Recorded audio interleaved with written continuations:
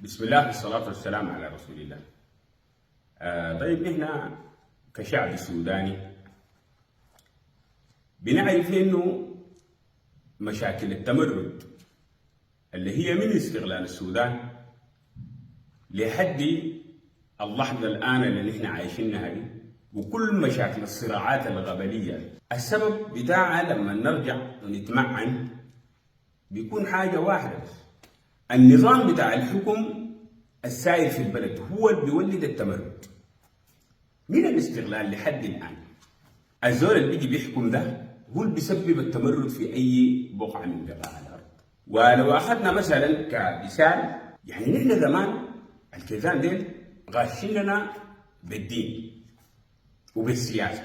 ليه؟ لأن الشعب السوداني شعبي بسيط يتمسك بالدين.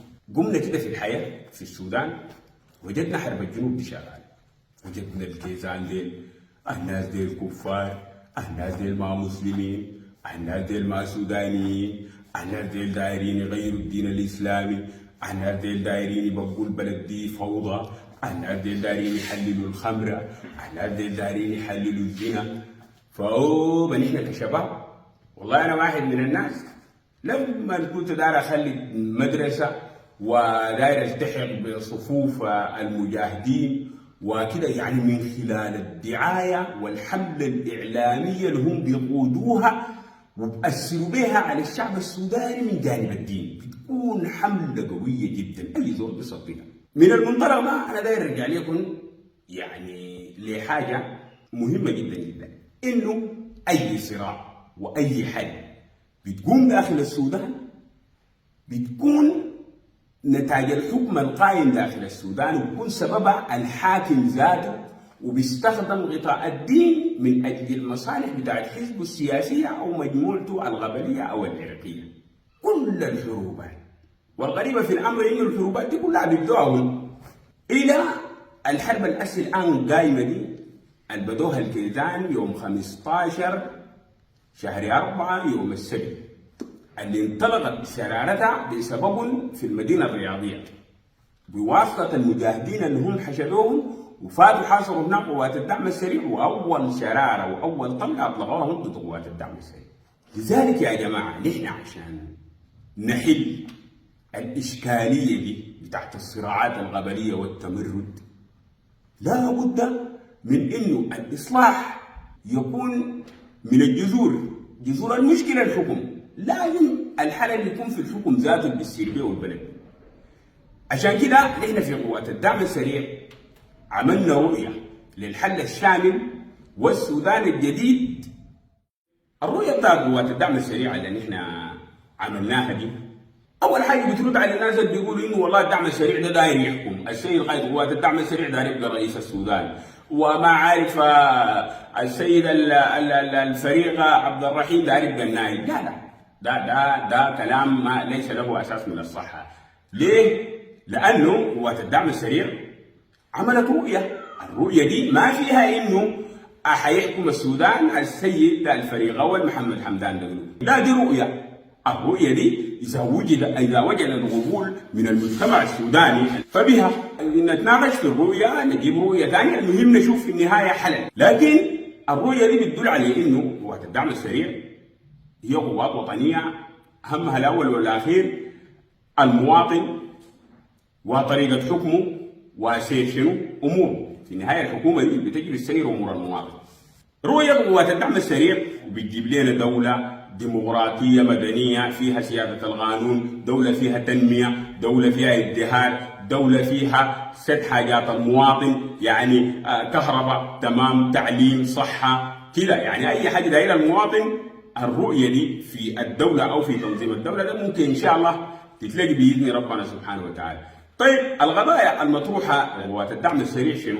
طيب أول حاجة بناء جيش جديد قومي ومهني. النقطة دي بالذات أنا لازم أناقش لكم بتفصيل، لأنه أنا داخل الجيش وداخل المؤسسة اللي هم قالوا في الرؤية قالوا يبنوها بناء وليس إصلاح، فأنا بوريكم إنه النقطة دي أهم نقطة ومن النقاط ومن النقاط الضرورية والأساسية. فالكلية الحربية دي أكبر معاقل الكيزان، تنظيم المؤتمر الوطني وجناحه الحركة الإسلامية يا اخي انت في الكليه الحربيه ما بتتعين معلم الا تكون اصلا مؤتمر وطني او كوز. بدايه تنشئه الضابط من الكليه الحربيه بتبدا تنشئه كيزانيه بيأثروا فيه مع دي صايد شفتها بجانب التعاليم العسكريه دي بيكون عندهم تعاليم تنظيميه كيزانيه وسخه مكثفه جدا جدا. ثانيا يكون في فتره انتقاليه ويكون في حكم انتقالي مدني. دي الحاجه اللي قامت من اجلها ثوره ديسمبر ذاته، وقاموا من اجلها الشباب والمواطنين كل السودان طلع وازال نظام البشير من اجل شنو؟ حكم ديمقراطي مدني. يعني حكم ديكتاتوري واستبدادي ثاني ما ينفع مع الشعب السوداني. طيب النقطه الثالثه في الرؤيه دي احنا دايرين شنو؟ دايرين سلام شامل وعادل ومستدام. لانه يا جماعه الشعب السوداني كفايه يعني تعب من الحروب، والحروب طبعا بتاخر الدوله، والميزانيات اللي بتنصرف يعني بيصرفوها في الحروب دي نحن ثاني نصرفها في شنو؟ نصرفها في اكل وشراب المواطن من باب اولى، ما نصرفها في الحرب والتسليح. الجيش يتسلح ويتدرب صح وهي حاجه، لكن ما يكون في استهلاك، يعني تكون المعدات موجوده، الافراد موجودين، ما في حروب داخليه. الجيش اتاهل على اساس انه في المستقبل اذا واجه حروب دوليه لحمايه حدوده وكده، لكن احنا ما ممكن يوميا مدخلين سلاح مدخلين ذخيره وبنتقاتل وبنتعارك بيناتنا. في نقطه رابعه جات في الرؤيه دي انه يكون شنو؟ في نظام فيدرالي له مستوياته وله هياكله، يعني اي ناس بياخذوا احتياجاتهم من الموارد او من اي حاجه بتسير لهم امورهم داخل الولايه دي عشان ينموا ولايتهم نفسهم بنفسهم ويحكموا ولايتهم نفسهم بنفسهم، عشان ما يكون في اختلاف وفي مشاكل بسبب شنو؟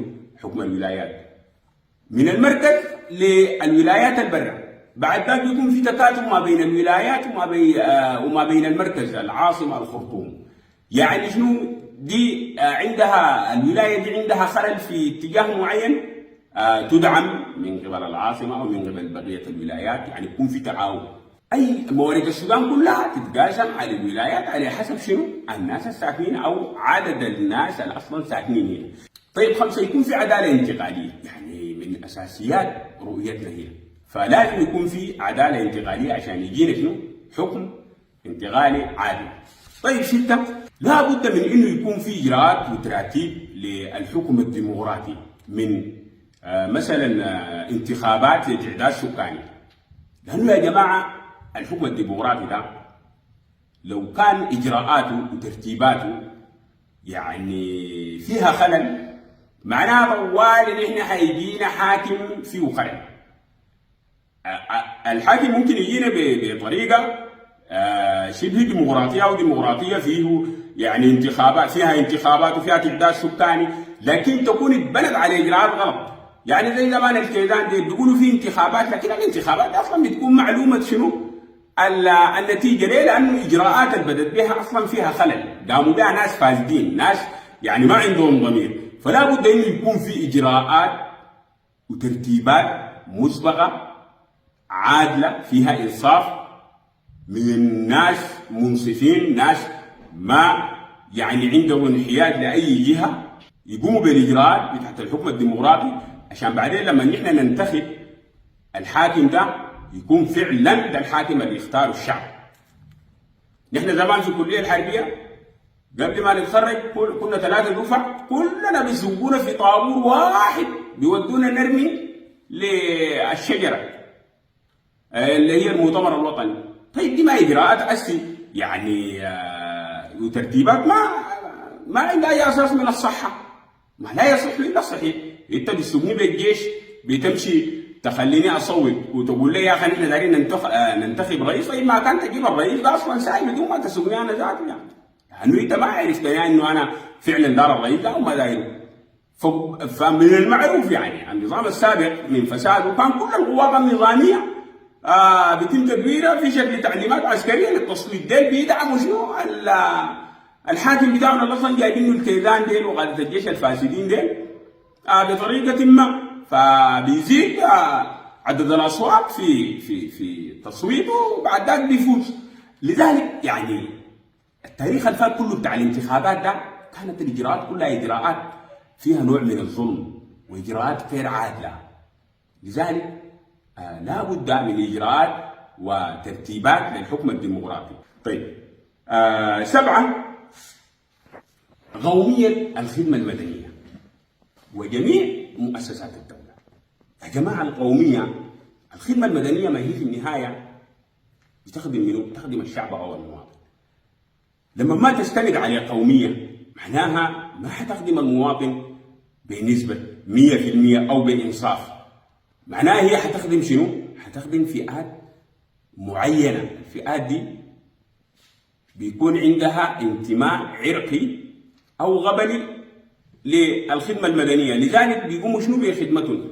عشان كده نحن دايرين الخدمة المدنية دي تكون قومية، وكل المؤسسات بتاعت السودان لابد انه يتم تعيين الموظف فيها على اساس قومي وعلى اساس مهني، يعني حسب شنو شهادتك وحسب تخصصك وتفوقك انت تتوظف. الخدمة اللي انت بتقدمها دي ما تراعي فيها العرق او الثقافة او الدين، لا، اي زول سوداني داخل القطر داخل السودان انت تقدم له الخدمة دي بنفس المعنويات وبنفس الكيفية وبنفس الهمة والاهتمام. 8 قضية فصل الدولة عن الانتماءات الهوياتية الضيقة، سواء كانت الانتماءات دي ثقافية أو عرقية. طيب كيف الكلام ده؟ يا جماعة الدولة دي عندها حاكم، مجلس وزراء، بعد ذاك ولاة الولايات. التعيين في المناصب دي يا جماعة ما يكون عنده علاقة بالانتماءات الهوياتية الضيقة، سواء كانت دينية أو عرقية أو ثقافية. يعني مثلا يا أخي الرئيس ده، رئيس السودان ده مثلا، لا بد إنه مثلا يكون من قبيلة كده، صفوة من القبائل دي هي اللي بتحكم شنو؟ البلد دي. لا لا يا جماعة، ده بيعتمد على شنو؟ بيعتمد على الانتخابات. حسب شنو؟ انتخاب الشعب ذاته. انت ما جيت قلت شنو؟ قلت دار تخدم الشعب، صح؟ الشعب ده يختار فلان ابن فلان بانتخابات نزيهة وحرة. طيب ثاني من باب اولى انك شنو؟ انك انت تحمي الحاكم اللي اصلا اختاره الشعب ده، مش تقوم تنقلب عليه. لان اصلا انت اذا كنت فعلا بتخدم الشعب تكون انت شنو؟ داعم وساند لاختياره ولرأيه. من باب اولى حكم الدولة وكل المؤسسات اللي فيه لابد انها تتبني على شنو؟ على الاختصاص والمؤهل وانتخاب وراي الشعب السوداني. حسب الانتخابات خلاص فلان ابن فلان يحكم البلد. كلنا كقوات امنيه نحن نعمل من اجل حمايه هذا الحاكم الشرعي، لانه بحمايه هذا الحاكم الشرعي نحن بنكون حمينا المواطن. بعد ذاك قضيه تعدد اللغات، لا بد من احترام هذه اللغات. وبعد عشان شنو؟ ما يجينا واحد بكره بعد بكره يقول والله يا جماعه الناس ديل ما سودانيين. طبعا يا جماعه الكيزان ديل دائما لما تجيهم بطريقه الحكم الرشيده، الحكم الديمقراطي المدني، هم طوالي هنا بيقوموا بيقابلوك بيعملوا لك شنو؟ بيشوهوا سمعتك وصورتك امام المجتمع السوداني ذاته. الكلام ده طبعا هنا والله درسونا له زمان في الكليه الحربيه لما كنا طلبه حربيين. فاول ما تجي تصادم النظريه بتاعتهم الخبيثه دي طوالي اول حاجه بيواجهوك بشنو؟ بسيف الدين، انه انت والله يا اخي انسان داير تبدل الدين وداير تصل في الارض الفساد، والدين خط احمر ونحن ما بنرضى في الدين، وهن تلقاهم انت الناس وهن ما عندهم علاقه بالدين دي. هاي الدين الاسلامي بريء منهم كبراءة الذئب من دم ابن سيدنا يعقوب، ما عندهم اي علاقه بالدين، لكن طبعا بيستعطفوا الشعب السوداني بالدين. الناس ديل لا زول يا اخي ديل اقسم بالله العظيم دارين يبقوا البلد دي فوضى، ما دارين دين. يا جماعه انتم ما دارين دين؟ الشعب السوداني بيقول لا والله دارين دين. طوالي شنو بشوه صورتك؟ ده درسونا ليه في الكليه والحربيه؟ الدعايه والاعلان والشائعه. تطلق الدعايه والاعلان والشائعه ضد اي ناس او ضد اي مجموعه او اي شخص حاول شنو؟ يصحح مسار شنو؟ الحكم من الكيزان. لكن الحمد لله الجيل الان الناشئ في السودان ده جيل واعي، جيل فاهم وتفهم الحمد لله الوضع. اخيرا قضيه صناعه الدستور. طبعا يا جماعه نحن بلدنا دي ليوم الليله ما فيها دستور دايم، اي رئيس ديكتاتوري عسكري بيلزوه السياسيين الكيزان ديل عشان يحكم البلد، بيجي بيعطل اي دستور قديم وبيجي بمفاهيم من راسه ويعني يفعل ما يشاء، يعني يستبد اي بني ادم، نظام استبدادي بحت. لذلك في رؤيتنا لا بد من وجود دستور دائم لحكم البلد، لانه الدستور ينظم مساله سير حكم البلد واختيار الحاكم. طبعا احنا كلنا بنعرف انه ثوره ديسمبر اللي قامت في العام 2018 هي اللي اقتلعت نظام البشير المستبد واعوانه. الثوره دي يا جماعه معروف كان غادوها يعني غادات وجماعات مدنيه ومهنيه او مقاتله. الجماعات دي واجهت النظام البشير المستبد ده، لا بد انه يتبني على المجموعات والقيادات المدنيه والمهنيه، لانه ده حق من حقوقنا يا جماعه، ونحن شنو لا يمكن انه نضيعه، لانه في النهايه نحن كقوات دعم سريع الحمد لله حرسنا الثوره وما زلنا نحرس هذه الثوره وما زلنا نقدم اهداف هذه الثوره على اي هدف، لانه اهداف الثوره دي اهداف وطنيه واهداف من اجلها يعني الثوره قدمت كثير من الشهداء. المشاركه اساسا تتبني على شنو؟ المجموعات اللي انا ذكرتها دي، سواء كانت مجموعات مدنيه او مجموعات مهنيه. المجموعات دي لو كانت في المركز او في الطرف كلها يعني شنو تاخذ نصيبا من المشاركه. بعد ذاك ما ننسى يعني في المشاركه المناطق المهمشه، يعني اصلا هي شنو يا جماعه تاثرت بالحرب. يا جماعه والله في مناطق ما قاعد تشارك نهائي في عمليه اختيار الحكم او عمليه الحل في اي ازمه، مناطق مهمشه جدا بتقع في الاطراف، بس ما بتعرف ذاتي انه السودان ده حاكمه منه ولا كان حاكمه منه ولا اللي اتعاقبوا عليه حكمه منه. فيا جماعه شنو؟ نحن في المشاركه دي في رؤيتنا ما في اي مناطق مهمشه او طرفيه نقصيها، لازم نديها حقها كامل. وبرضه جات رؤيتنا في الاطراف التي يجب ان لا تشارك. اول حاجه يجب ان لا يشارك حزب المؤتمر الوطني واعوانه.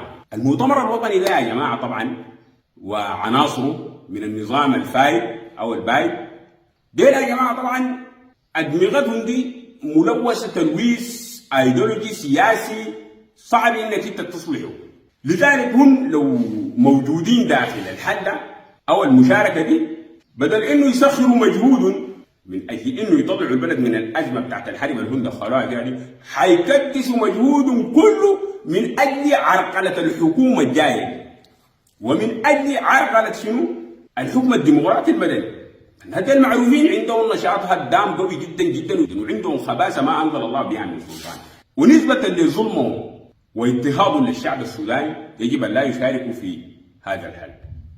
ايضا يا جماعه في مجموعات وفي جماعات يعني كانت بتعمل بعد ثوره ديسمبر سرا وعلانيه، بتعمل في شنو؟ بتعمل في عرقله التحول المدني الديمقراطي، وهي معروفه لدينا ولديكم.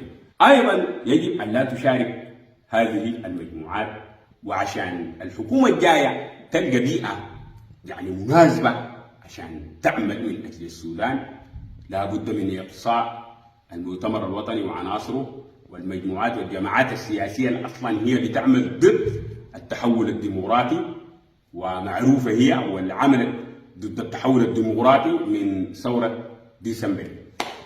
هذا وصلى اللهم